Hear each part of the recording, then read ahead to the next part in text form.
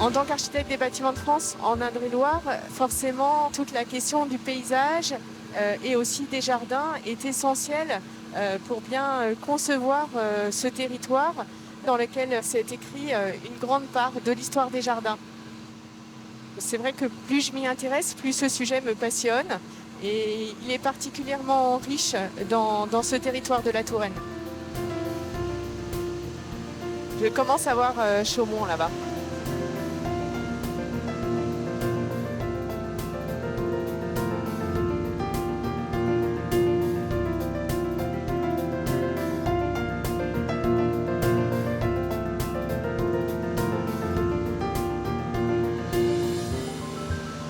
Chaque année, à partir d'un thème, une quarantaine de jardins contemporains sont créés par des concepteurs du monde entier. Et donc Chaumont est vraiment la référence en matière de création paysagère aujourd'hui.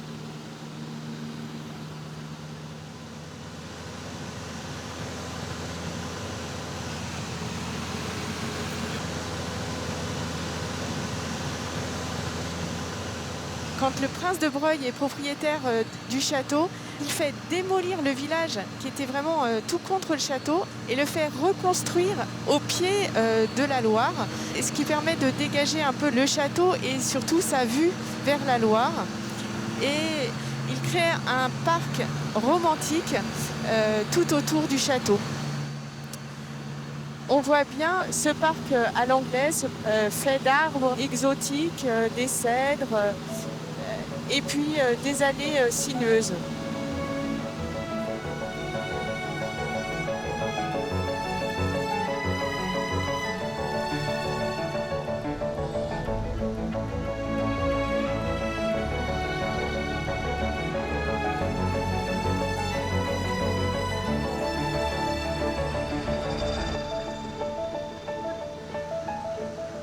Il y a à l'époque une terre qui est déjà riche en culture, qui est accueillante aussi par son climat et qui donc a été dénommé Jardin de la France, qui le devient encore plus quand les rois de France s'y installent. Charles VIII, en revenant des guerres d'Italie, commence à apporter cette culture de la Renaissance, de châteaux et de jardins d'apparat.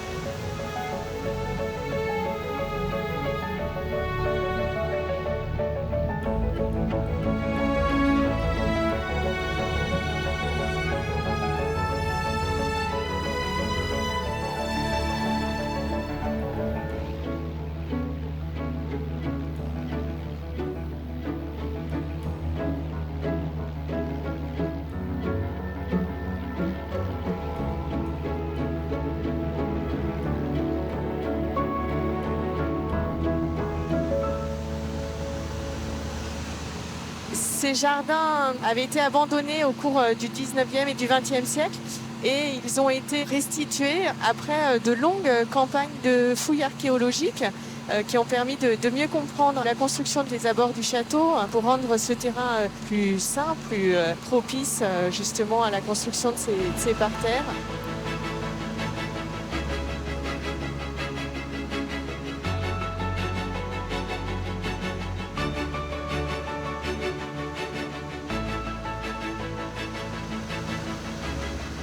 C'est vraiment une démonstration de maîtrise du territoire par l'aménagement de douves, de parterres, de jardins à la française. Et puis ce grand canal latéral qui permet donc de récupérer toutes les eaux et de rendre sain ce terrain qui au départ est assez marécageux.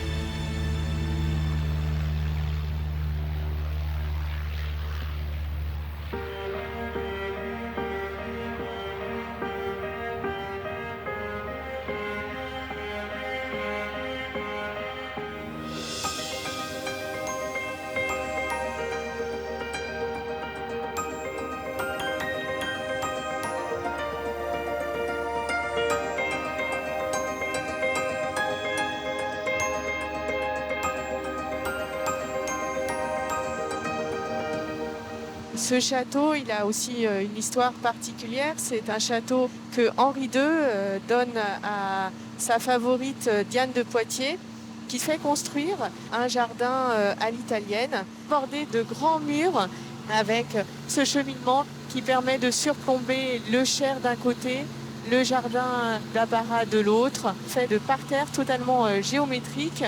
C'est vraiment la nature maîtrisée par excellence. On passe d'une conception du jardin clos médiéval, qui est un jardin uniquement nourricier, à des jardins décoratifs qui sont là pour montrer la puissance et pour mettre en valeur les châteaux. Donc, ces jardins de la Renaissance, ils sont le début d'une construction de l'histoire des jardins pour eux-mêmes.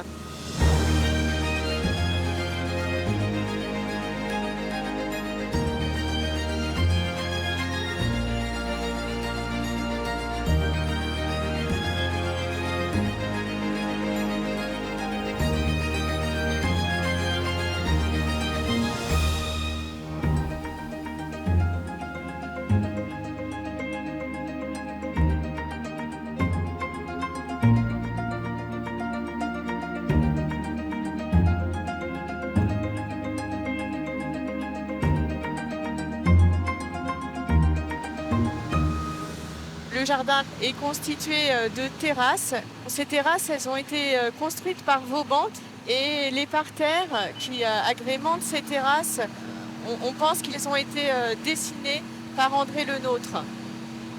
Donc c'est typiquement un jardin à la française, non seulement parce qu'il y a ces parterres géométriques, mais aussi parce que tout est organisé le long d'un grand axe qui va jusqu'à l'Indre et même jusqu'à la Loire, qui permet de dominer le grand paysage et qui permet au châtelain de montrer toute sa puissance. Tous ces châteaux viennent se blottir contre le coteau, souvent à mi-pente, parce que ça leur permet d'être en belvédère. Le mot belvédère venant de l'italien belvedere, voir le beau.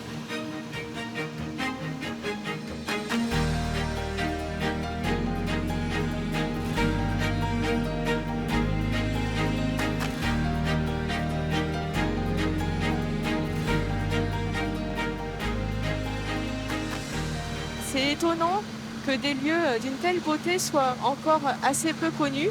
Et la multitude des châteaux fait que des châteaux restent toujours à découvrir. Il y a vraiment un niveau de qualité dans ce territoire de la Touraine qui est assez exceptionnel.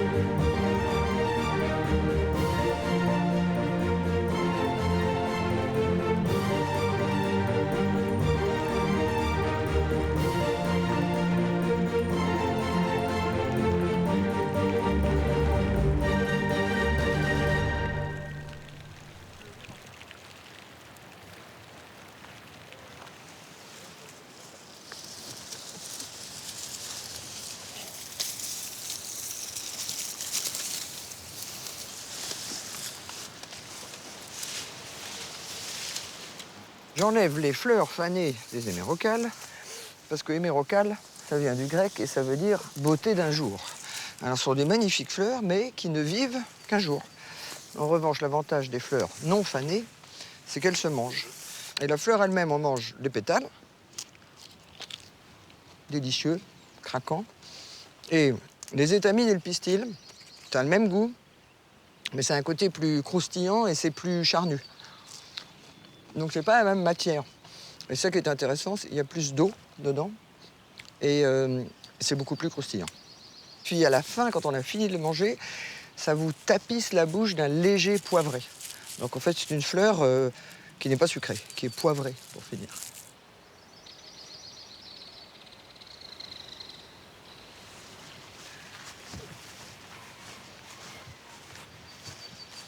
ici, ce sont des fruits de nigelle. On appelle la nigelle de Damas.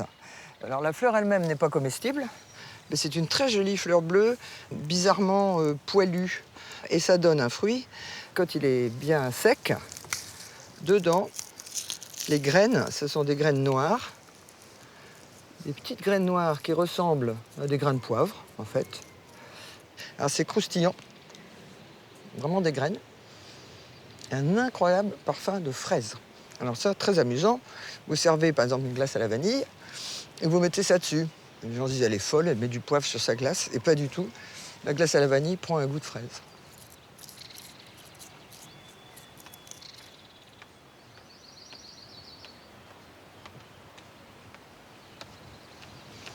Alors d'ici, quand on arrive en haut de cet escalier, on découvre l'ensemble de ce jardin potager qui est exactement 1 hectare. C'est pas compliqué, si on veut savoir ce que ça fait 1 hectare, on a ça dans les murs. Et c'est la taille classique d'un potager de château. Ça permettait de nourrir environ 40 personnes.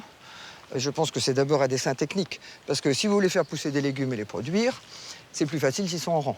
Donc vous avez des lignes droites, donc vous avez un carré. À l'époque, vous arrosez qu'un arrosoir, donc c'est plus commode si le bassin est au milieu, pour pas avoir trop de distance à faire, du point d'eau à la carotte que vous devez arroser. Et je fais partie des gens qui pensent qu'un dessin techniquement juste est forcément beau.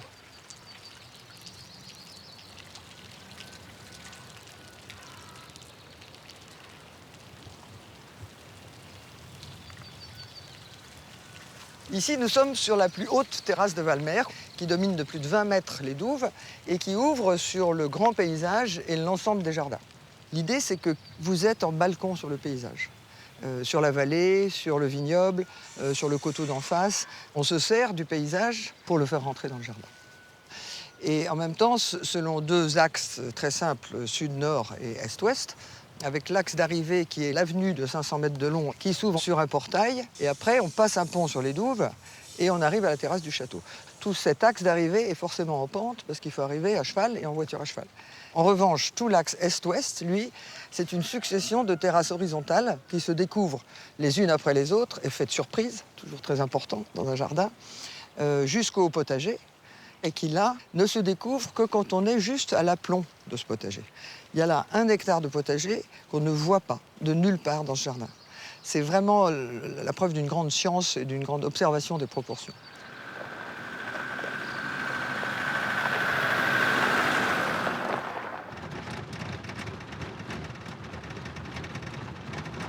Alors là, on est en train de monter vers le point le plus haut du domaine, qui est le clos historique du parc, là où il y avait de la vigne dès le XVIe siècle et qu'on a replanté à partir des années 2001.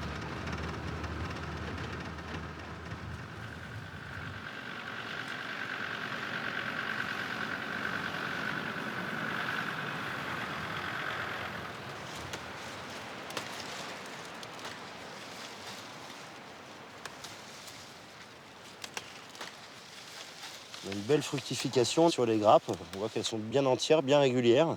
La fleur vient de se terminer, donc elle est au stade de ce qu'on appelle les grains de plomb. Donc les grains ressemblent vraiment à des petites boules de plomb. Alors on voit que c'est bien homogène, donc on devrait avoir quelque chose d'assez sympa pour l'année. À partir du moment où on prend la décision de revenir sur le domaine familial, d'aider le lieu à continuer à vivre, on essaie d'apporter sa pierre à l'édifice. C'était très important pour moi de pouvoir valoriser une parcelle qui n'était plus plantée. Ça permet de lier une histoire, la mienne, jeune vigneron, avec quelque chose d'historique depuis le XVIe siècle.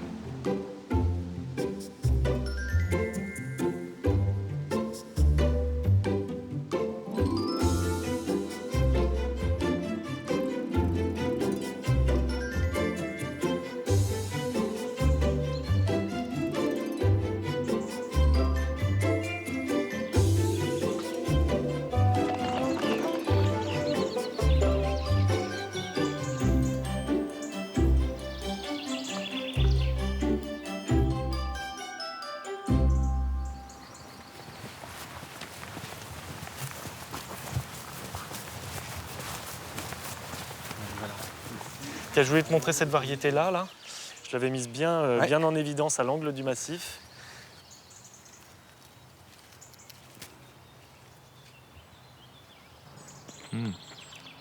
Cette tomate-là, vraiment, elle a un goût de miel, une sucrosité et un goût de miel qui est assez étonnant. Pourquoi pas la confire tout doucement pour relever un petit peu ce goût de miel et servir ça avec une petite poire fondante. Tomate et poire, ça fonctionne. Je suis sûr que ça fonctionne. Et celle-ci, pour moi, elle est extraordinaire. Vraiment une découverte, cette tomate-là.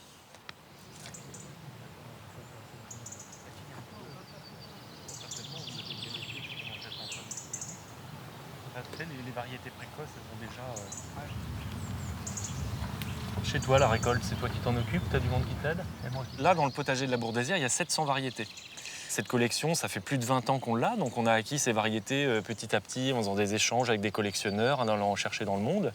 Et il y a 20 ans, finalement, la tomate, c'était que de la rouge classique. Ah, la Saint-Pierre, la Marmande. Voilà, Saint-Pierre-Marmande. Enfin, tout le monde connaissait de la tomate rouge, ronde. Et là, toutes ces couleurs, toutes ces saveurs ont tellement surpris les gens qu'on s'est dit, on va faire de la Bourdesière un lieu pour découvrir la tomate, pour redécouvrir en fait, parce que toutes les variétés qu'on a ici, bon, il y a des variétés qui sont quand même très très anciennes, mais qu'on avait complètement oubliées. Ah, donc là, on va arriver dans la partie des tomates noires. Ouais. Il y a les noires de Crimée, mais il y a aussi toutes les noires indigo, violettes, qui sont très sympas.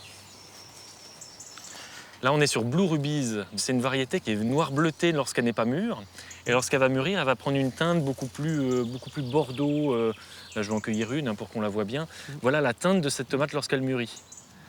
Il y a peu de temps, ça fait juste 4 ou 5 ans que je l'ai dans la collection. Moi, je trouve une belle pointe d'acidité quand tu la croques. Tout à fait. Et puis après, il y a le côté Beaucoup de sucré parfum. qui arrive. Ah ouais. Ah, superbe, celle-ci. Superbe. Ce que je recherche, bon, première chose, c'est d'abord des calibres différents. Je recherche aussi des couleurs différentes et des textures et des saveurs. Nous, les cuisiniers, on aime surprendre avec des choses que les gens ne sont pas censés connaître.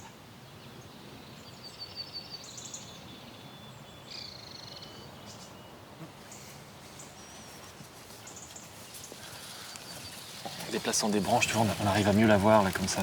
Une belle forme. Une forme assez originale. Et c'est marrant, c'est que tu as des calibres vraiment... Il y a des calibres très différents. Très différents, Oui, ouais. oui, oui. Mais moi, j'aime bien faire pousser des variétés locales parce que toujours, on s'inscrit dans un territoire, dans un terroir. Donc voilà, ça, ce sont des variétés, boulettes de Touraine, qui sont inscrites dans le terroir tourangeau.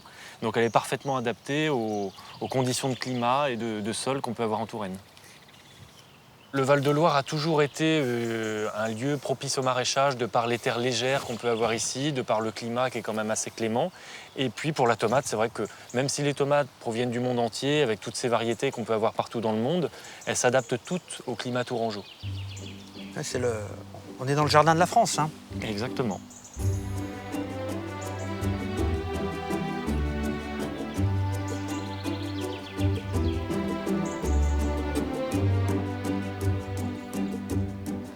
On est sur une type portugaise. Vous avez la fameuse Evergreen.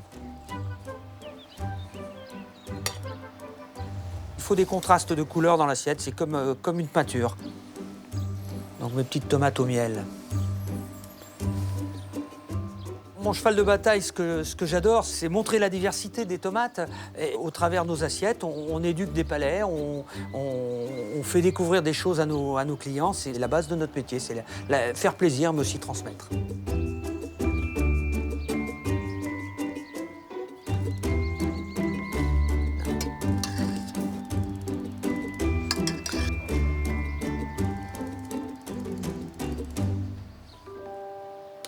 Et là, vous avez une quenelle de sorbet, qui est un sorbet evergreen avec de l'avocat.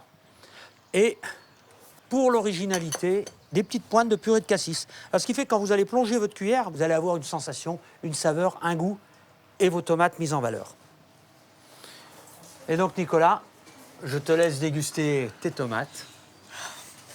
Voilà. Quelle beauté, bravo. On sent déjà tout le travail qu'il y a eu pour monter une assiette comme ça. Hein. Moi, ce que j'aime vraiment dans cette assiette, c'est qu'en fait, on retrouve à la fois toutes les saveurs des tomates qu'il peut y avoir ici dans le jardin de la Bourdesière, et en même temps, il y a toute la touche de Rémy, voilà, en apportant cette eau de tomate, ce basilic, ces notes de cassis qui viennent agrémenter et magnifier, en fin de compte, le goût de chaque variété. Et vraiment, c'est formidable.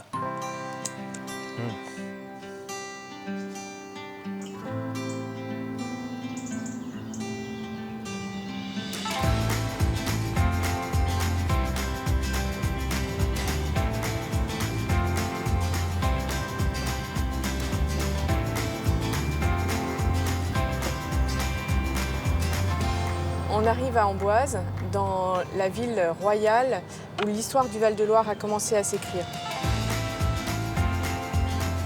C'est un paysage typique du Val-de-Loire. Il y a vraiment toutes les composantes. On voit la grande allée de platanes qui arrive à la ville, les perrés en pierre de taille, l'église Saint-Florentin, le pont, la ville basse et sur l'éperon rocheux, le château entouré de ses jardins. Ces jardins ont été restaurés récemment. C'est vrai qu'ils mettent en valeur le château comme ça l'était, d'autant qu'à Amboise, on a vraiment un tournant dans l'histoire des jardins. On passe d'un jardin clos à un jardin ouvert sur le paysage. On voit d'ailleurs des baies dans la partie haute du parapet qui sont des panoramas ouverts sur le paysage.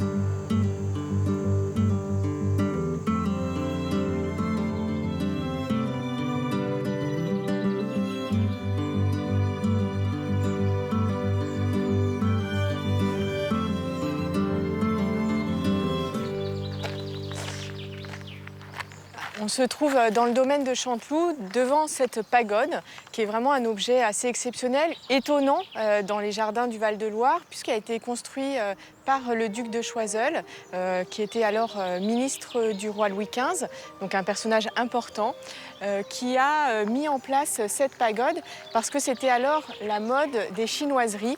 On avait une attirance particulière pour l'Extrême-Orient, pour cet exotisme qu'apportait ce vocabulaire chinois.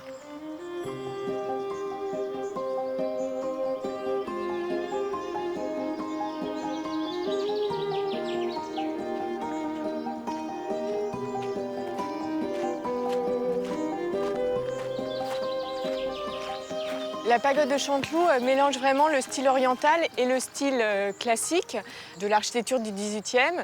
Donc on retrouve la forme de la pagode avec ses systèmes d'étagement successifs, mais également un péristyle, c'est-à-dire une colonnade tout à fait classique, et ensuite un mélange d'art décoratif chinois et classique, avec d'abord un idéogramme chinois, puis cette petite frise à la grecque, un garde-corps avec des formes géométriques chinoises, une frise également chinoise, puis ces corniches avec des feuilles d'acanthe tout à fait classiques.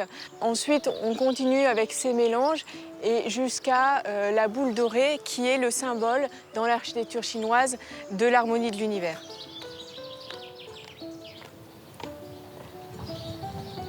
Je monte l'escalier d'origine de la pagode qui comprend les attributs du duc de Choiseul, la pomme de pin et puis ces deux C enroulés, un C comme Choiseul et un autre comme Croizat, le nom de sa femme.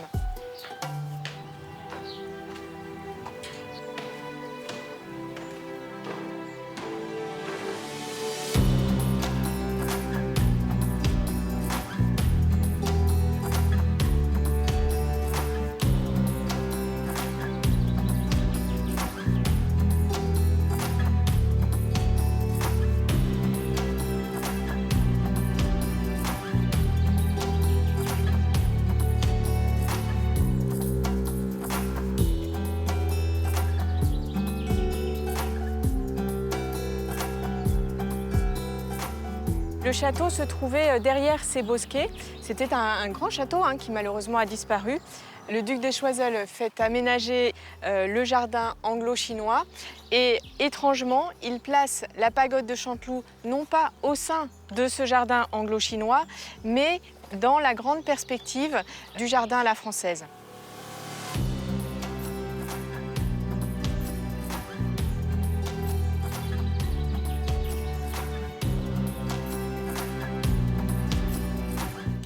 Le domaine de Chanteloup est un bon exemple de transition entre un jardin classique et un jardin à l'anglaise, plus naturel, plus pittoresque. Dans le Val-de-Loire, on a vraiment tout un panel de jardins qui sont vraiment des éléments, des modèles dans l'histoire des jardins.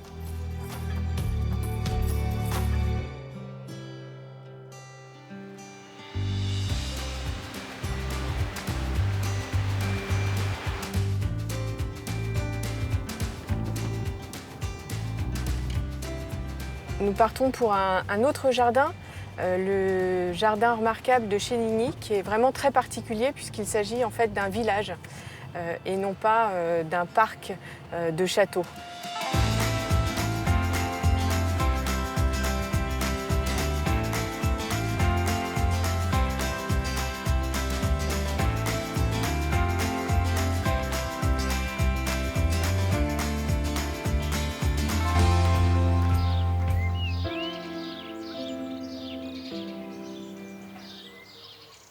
C'est le premier, peut-être qu'il y en aura d'autres, premier village jardin remarquable. Ça a d'ailleurs fait l'objet d'une petite hésitation de la commission, un petit débat, puisque c'est un objet un peu unique, un peu à part, puisque finalement ce jardin est venu dans la structure du village.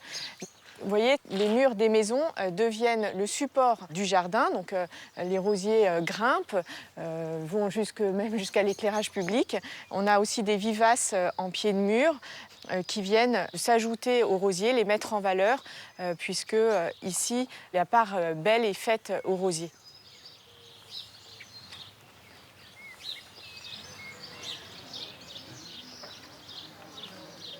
Ici, c'est le lieu ouvert à tous, l'espace public, qui devient le jardin. Voilà un bon exemple de jardin privatif qui vient continuer l'espace de la rue, puisqu'il est fleuri finalement un peu de la même façon. Et cet espace, qui est un espace de représentation de la maison, eh bien, il vient en continuité, il donne de la profondeur à la rue. Il n'y a plus de césure entre l'espace public et l'espace privatif.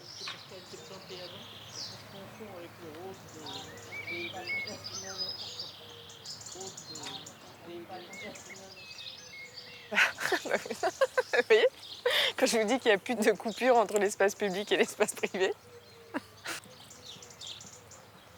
Les gens, parfois, il y a quand même une clôture, mais ils l'ont plus ressenti comme une barrière.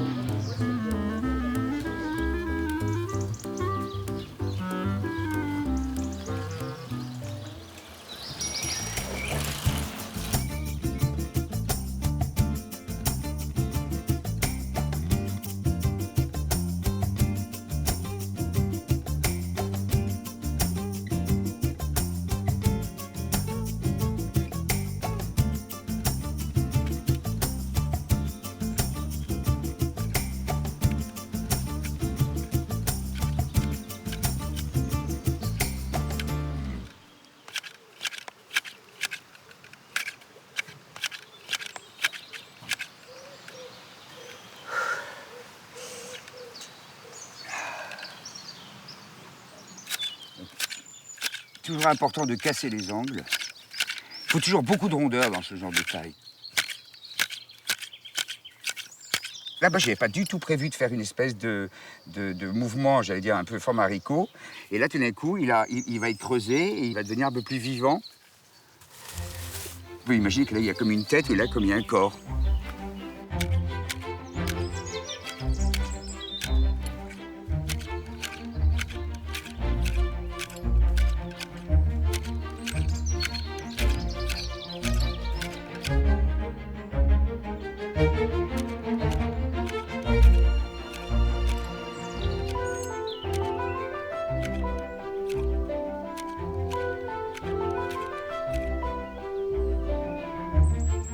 C'est vraiment une recherche, une quête sur la forme, c'est de la pâte à modeler, donc tu es tout le temps en train de pétrir, en train d'essayer de modeler. Il faut les tailler en permanence, parce qu'ils repoussent tout le temps. C'est du vivant. En peinture, à un moment donné, tu as le dernier coup de pinceau, alors que là, je n'aurai jamais le dernier coup de taille. Jamais, ça n'existera jamais.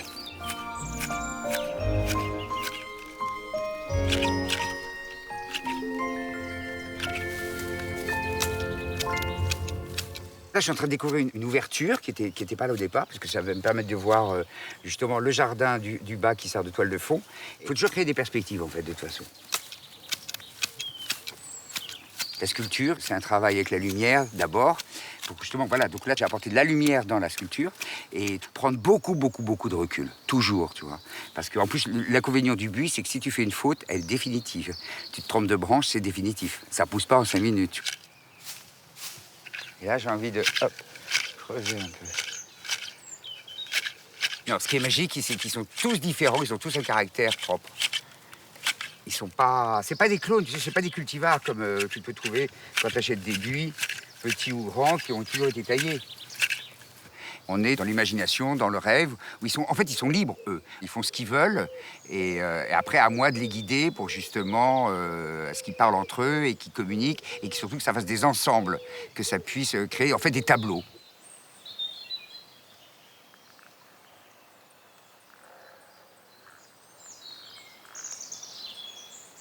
Ça, c'est le premier tableau, certainement le plus important. C'est-à-dire que je suis parti de notes, parce que là, c'est la partie musicale, en fait, de mon œuvre. Donc, tu as des notes, et quand tu regardes, elles vont commencer à se rapprocher, et là, elles vont commencer à créer des accords. Et il y a tout un mouvement.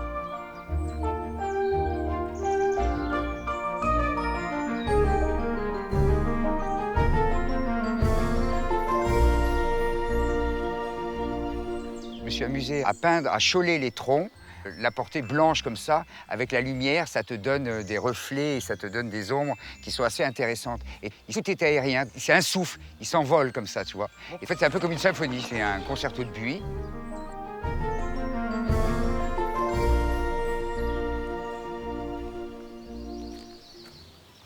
Là, on va bientôt arriver dans le monde marin. C'est la partie la plus haute.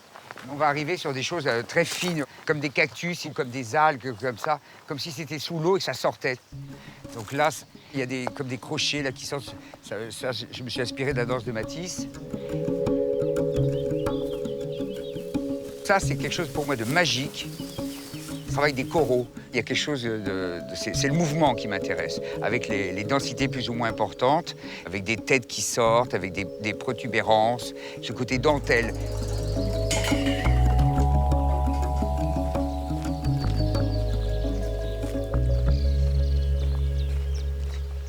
Là, ce sont mes geishas. Regarde, on a l'impression qu'elles sont soumises. Je veux dire, elles sont en inclinaison. La tête avec les deux, tu vois, les deux mains qui sont là. Je les aime beaucoup. On rentre dans l'imagination, on rentre dans le rêve, et chacun y voit ce qu'il veut, surtout.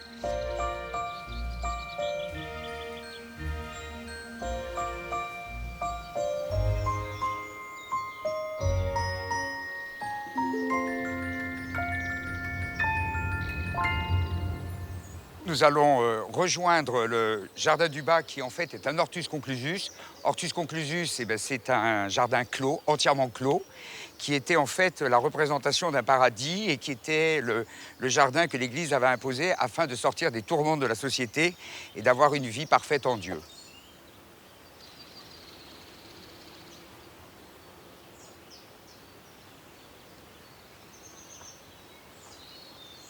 Là, c'est la partie des nourritures terrestres, c'est-à-dire que là, il y a le potager qui est symbolisé, et en face, le verger, qui est symbolisé par des cerisiers. Et de l'autre côté, on a les deux parties, on va dire, un peu plus spirituelles, c'est-à-dire le labyrinthe, qui est en fait le chemin de la vie, et le cloître, et l'eau court entre les 4 jardins.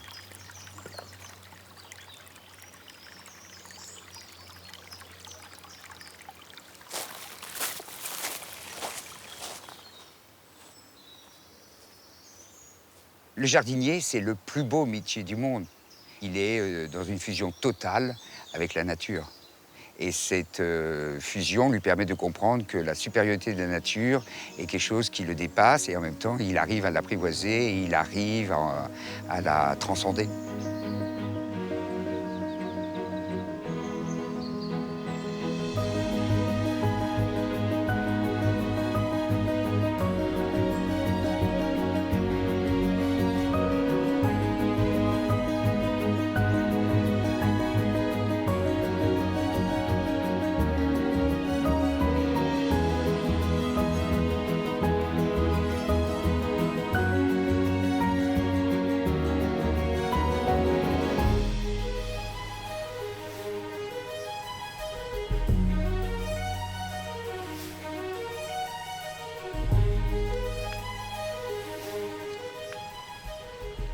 On met vraiment la main à l'aveugle dans le cep de vigne, parce que si on les choisit, l'œil est attiré par les plus mûrs. Et donc ça fausse le prélèvement. Alors parfois on cherche un peu la grappe, comme on y va à l'aveugle. Bah là on est sur des raisins qui sont en début de maturité. On voit que c'est des raisins qui sont très sains, on n'a absolument pas de pourri dessus.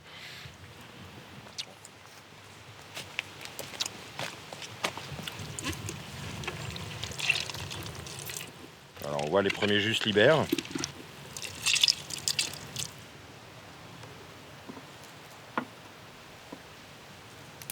On referme, hop. On voit bien que c'est pris et du coup on va regarder. Donc là on est sur du 12,5 degrés d'alcool potentiel en niveau sucre. Donc là 12,5 c'est parfait pour faire un sec. Donc c'est une parcelle qui va pouvoir être vendangée cet après-midi dans les meilleures conditions. Parce que là en ce moment on voit qu'on n'a pas de pluie aujourd'hui. Donc le raisin va être sec et on va pouvoir le presser et du coup à mon avis sortir une très belle cuvée de vin blanc sec.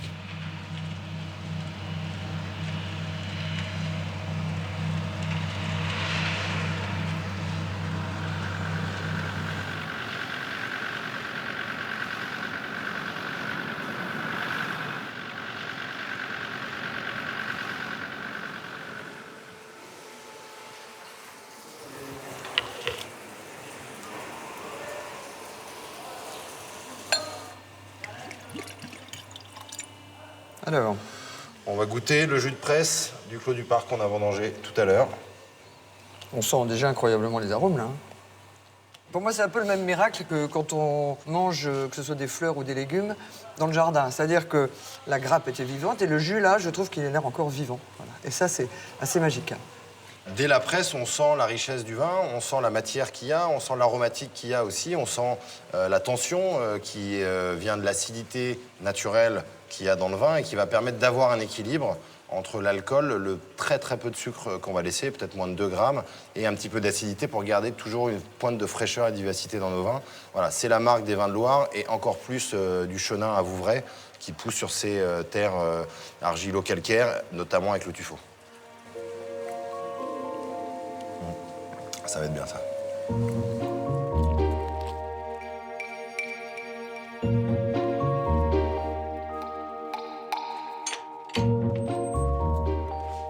On est maintenant dans la cave de vieillissement des vins du domaine, qui est très ancienne parce qu'elle a été creusée dès le XVe siècle, dès que les premiers bâtiments ont été édifiés ici à Valmer.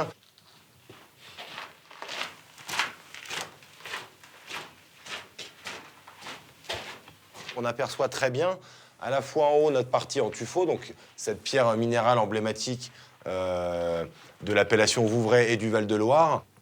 Et on aperçoit ici très bien ces pierres maçonnées en tuffeau elles-mêmes, qui sont venues en clé de voûte, qui sont venues consolider la cave, ce qui est quand même très rare dans la région, parce qu'en général, on est vraiment directement sur le tuffeau.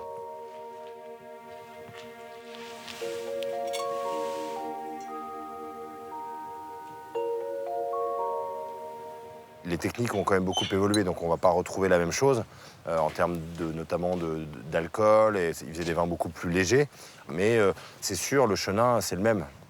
Donc on a la même aromatique, on peut imaginer que François Ier faisait la même tête que moi en buvant un verre de sec de Vouvray, c'est sûr.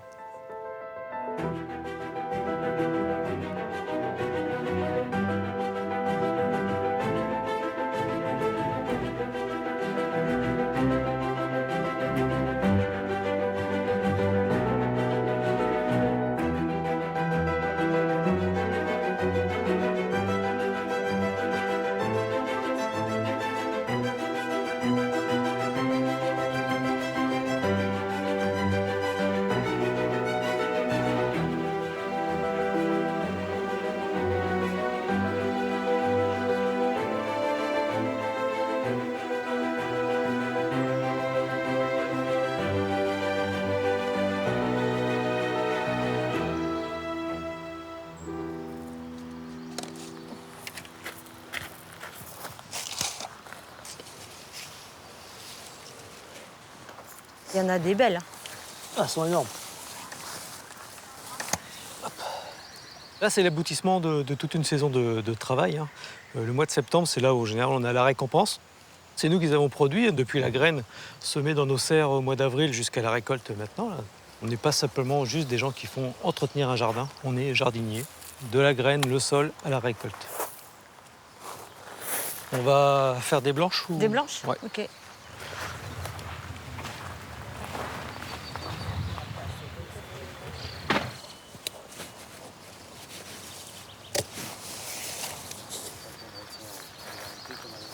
On est sur un potager décoratif, donc notre but premier, c'est pas la récolte. Évidemment, on a la chance d'avoir des beaux fruits, donc on les récolte. Mais c'est d'associer les couleurs des légumes, les formes et le graphisme pour que ça soit un tableau végétal très, très compact, très dense. On dirait presque comme des touches de peinture d'un peintre. Donc ça, c'est tout l'enjeu du plan de préparation l'hiver pour obtenir ce résultat-là après au printemps.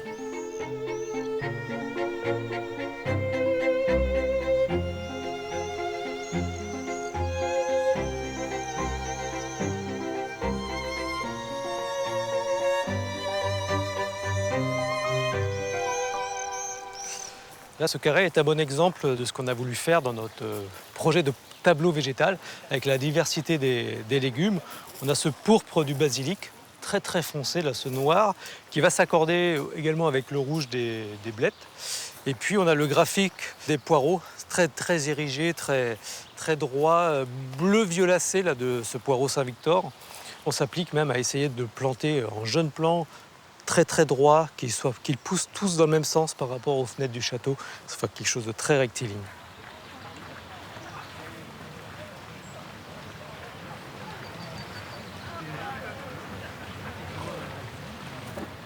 On a aussi le souci de privilégier les légumes qui nous feront notre décor pour la fin d'automne, voire jusqu'à Noël.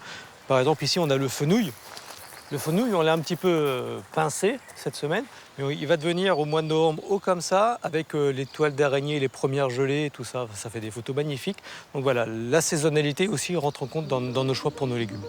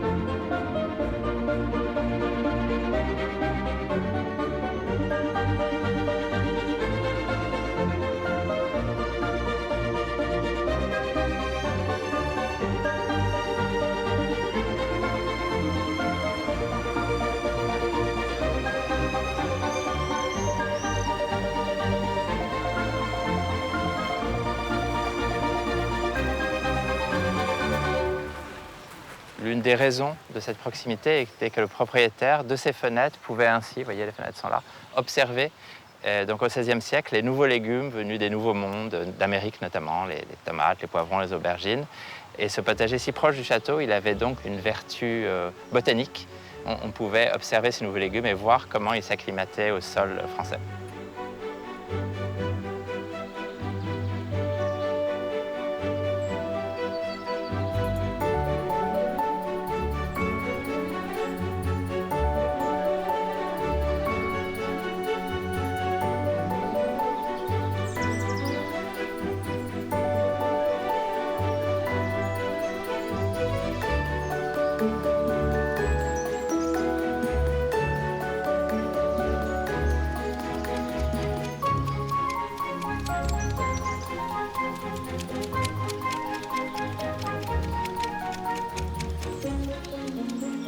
C'est le réveil de la nature, c'est le début de la vie.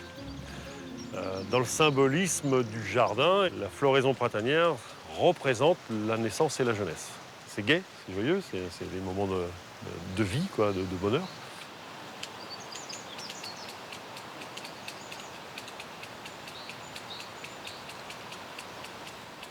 Il a, je dirais, un tiers de ses branches, si on n'avait jamais rien fait. Ce qui fait qu'il est très très éclairé. Dans les textes ancestraux japonais, le soleil qui traverse les houppiers des arbres doit pouvoir dessiner des ombres mobiles au sol.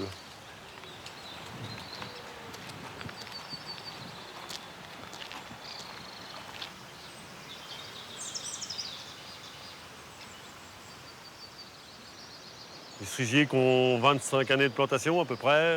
Il annonce le début de la prairie des cerisiers, puisqu'on va en planter d'autres là, pour faire une prairie vraiment sur le thème du cerisier. Les gens veulent visiter le parc Cantal avec les cerisiers en fleurs, parce que c'est traditionnel au Japon. C'est que déjà comme ça, les Japonais vont dans les parcs, se ruent dans les parcs au moment de la floraison des cerisiers, parce que ça donne ça, quoi. C'est un feu d'artifice en même temps. Il me tenait à cœur de voir vraiment ce que ça donnait avec les premières floraisons, même si là il y a eu un peu d'avance cette année. Si on revient dans 2 semaines, 3 semaines, je pense qu'il y aura déjà beaucoup d'arbres qui ne seront plus du tout en fleurs. Donc il y a vraiment une période qu'il ne faut pas rater, quoi. Et vraiment on n'est pas déçus, quoi.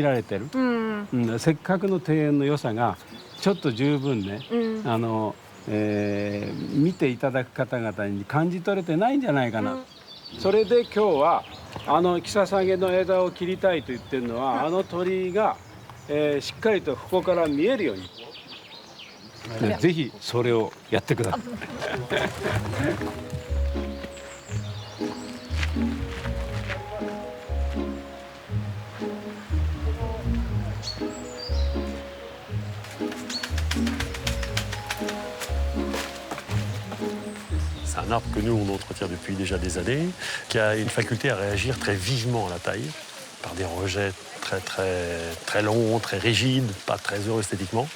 Donc je pense que plus il va en couper, plus on aura de rejets, donc plus de travail. Qui ne va pas couper de gros bois. J'ai confiance. Je pense qu'ils connaissent les essences, savent comment l'arbre est capable de réagir et ils travaillent le paysage.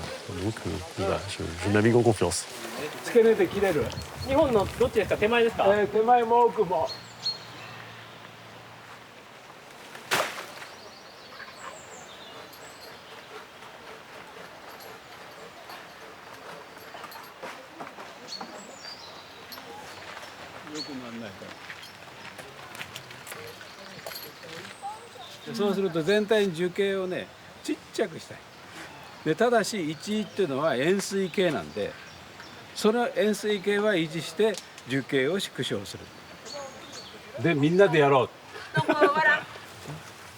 Yann, Benoît, allez-y les gars.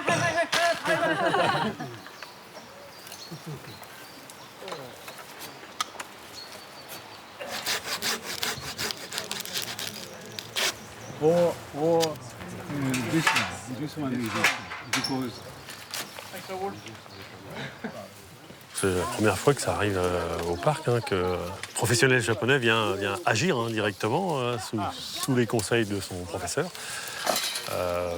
Faut qu'on en profite. Je pense qu'il n'y a que du bon à prendre. Alors voilà, on tend les oreilles et puis on ouvre les yeux.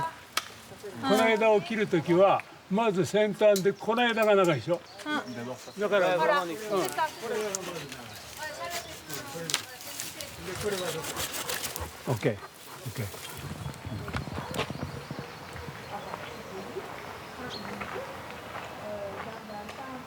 Il ressemble plus à ce qu'il ressemblait, c'est sûr.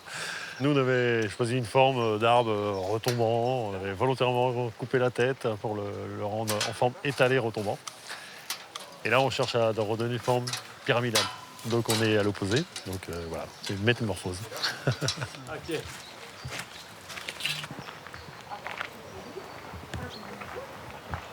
でそれをマルセルは意図してたはずです。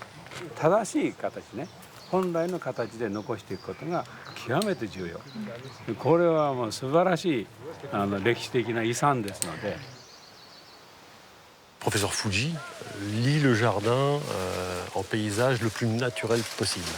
Il n'est pas trop pour les tailles architecturées. Pour lui, c'est de l'accessoire qui vient donner de l'ambiance. Nous, on était à fond sur nos tailles. Oui, taille, oui, mais peut-être pas la taille qu'on faisait. Donc tout doucement, on va peut-être dévier un peu nos façons de faire, nos façons de regarder le jardin en tout cas. Je pense que ça nous fait avancer. Ça fera avancer le parc.